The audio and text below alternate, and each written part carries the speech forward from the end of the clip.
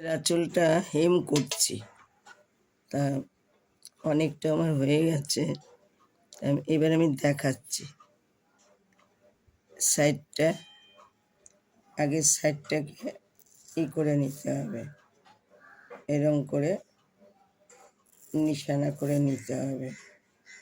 করলে যারা আর কি করতে পারে না তারা এইভাবে করতে হবে, করলে তবে শিখতে পারবে।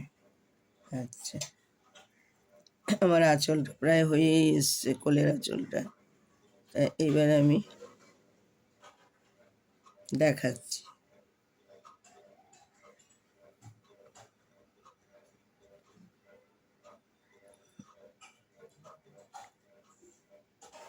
প্রথমে নখ দিয়ে একটুখানি একটা ভাঁজ দিয়ে নিতে হবে, তারপরে আর একটা ভাঁজ দিতে হবে।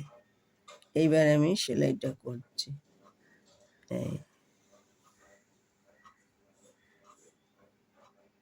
এই সাইড থেকে করতে হবে এবং আস্তে আস্তে ধরে ধরে করতে হবে।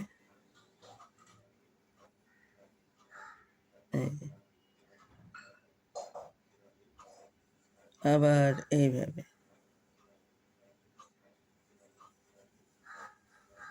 এটা তাড়াতাড়িও করা যায়, আবার একটু ধরে ধরেও করা যায়। আমি একটু ধরে ধরেই দেখাচ্ছি, কেন যারা নতুন করবে তারা অত তাড়াতাড়ি পারবে না। অনেকেই ভাবে পারি না, কি করতে হয় জানি না।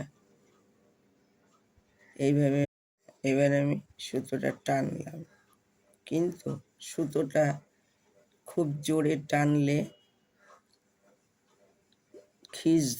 কাপড়টা মধ্যে খিচে যাবে, তাহলে কি হবে, খারাপ হয়ে যাবে। এই যে আমার এখান থেকে এই পর্যন্ত হয়ে গেছে, শেষ পর্যায়ে আস্তে আস্তে জোরে টানলে খিচ ধরবে, সুতো ফেটে যাবে। সেই জন্য ধীরে ধীরে করতে হবে। আবারও আমি দেখাচ্ছি।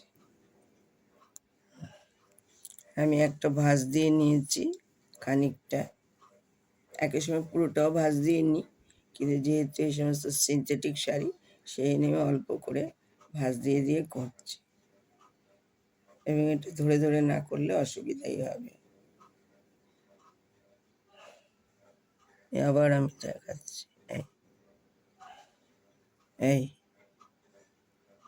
তুললাম, এই এই এই এই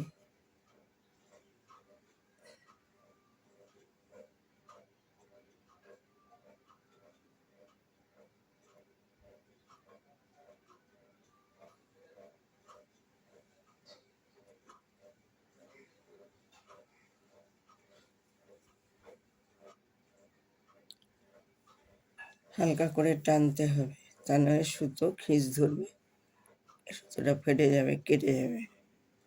আস্তে আস্তে টানতে হবে। একদম যারা নতুন তারা ওইভাবেই করতে হবে। আরও আমি দেখাচ্ছি।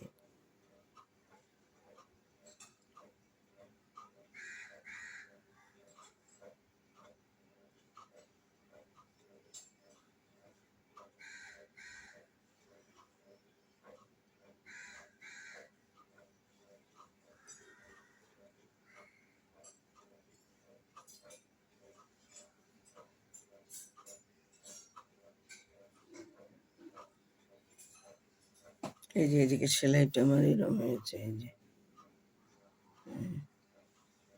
টান, একদম জোরে টানলে সুতো খিচে যাবে, ফেটে যাবে।